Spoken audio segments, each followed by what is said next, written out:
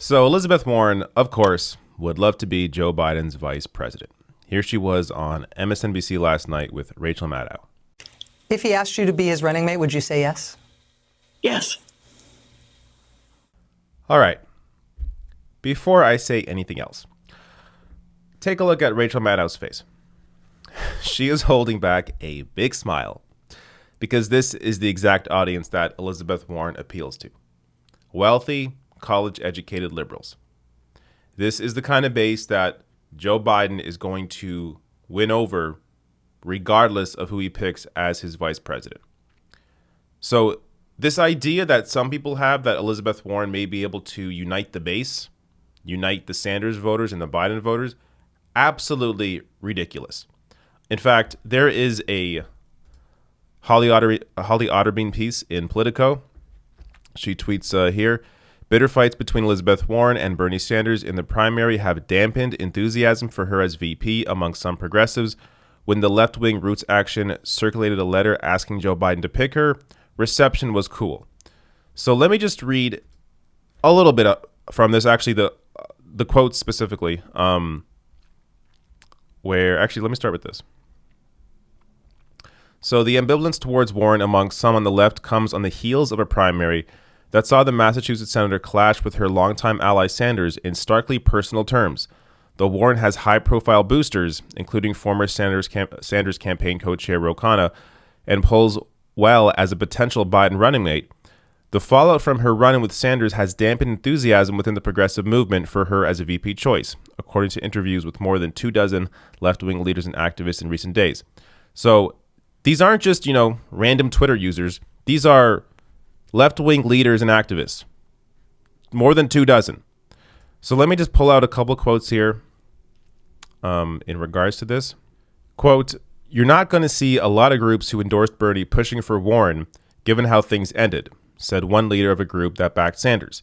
The person privately believes Warren would probably be the best person who would win over the most progressives, but said the organization would likely stay mum given the raw feelings. One more quote here. A former aide to Sanders' 2020 campaign added, quote, "Elizabeth Warren has a progressive voting record and progressive ideas and has been a progressive leader. But if the goal is to bring disaffected Democrats into the fold, I think the primary and how that played out complicates her ability to do that." Yeah. Elizabeth Warren brought this on herself. As I've said before, Elizabeth Warren has horrible political instincts when it comes to how she carries herself publicly in terms of her strategy. Back in 2016, she should have run for president. She would have beat Hillary Clinton. She didn't run and didn't even back Sanders. That began this question mark around Elizabeth Warren from the progressive base, the working class base. They simply don't trust her anymore. Her actions in 2016, her actions in 2020, especially now, the way she acted like Bernie didn't think a woman could be president. Like, after he tried to get Warren to run in 2016, like anybody's supposed to believe that Sanders told her, no, a woman can't be president, is just completely ridiculous.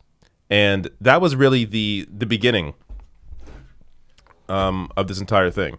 So my mouse just died there. Luckily, I have a backup. So let me show you the other side of that.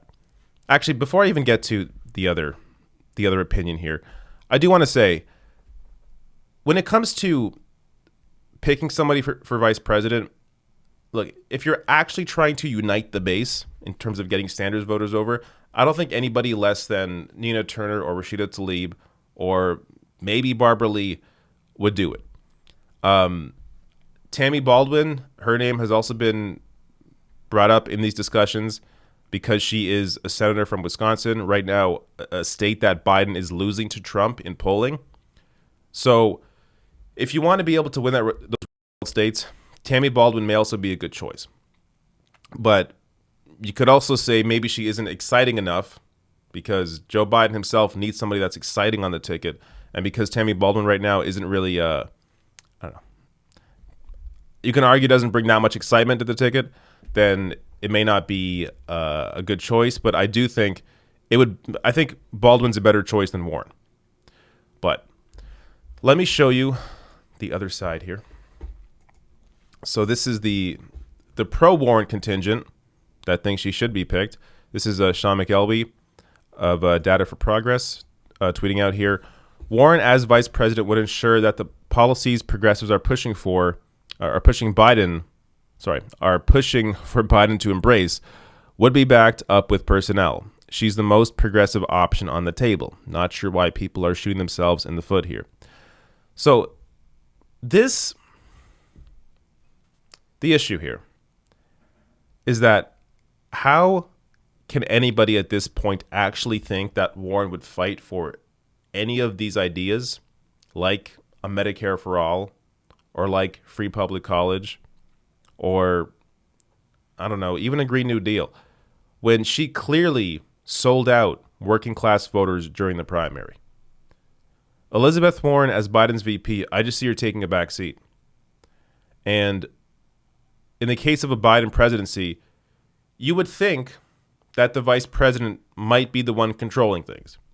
But because of the team that Biden has around him, we're talking about interests in Wall Street especially. Wall Street doesn't want to see Elizabeth Warren. In fact, they think she's way too progressive. So from their perspective, there's no way they want Elizabeth Warren, even though I think she would totally play ball and would be perfectly fine for them. But in their minds, she's too much of a risk, so I'm not going to go with her. So ultimately, I mean, because of that, I don't think she's going to be picked. So this discussion really is all for naught. It's not going to happen. That said, this also just raises the discussion that we should be having in terms of who should be considered, who is actually a realistic choice. Now, unfortunately, because of how we see these campaigns run, we understand the influence of money on politics. We know certain options are off the table. We know Nina Turner's not going to happen. We know Rashida Tlaib's not going to happen. The only hopes really right now, I think, are Tammy Baldwin and Barbara Lee. And neither of those choices are Bernie Sanders. I mean, I'm just keeping it real.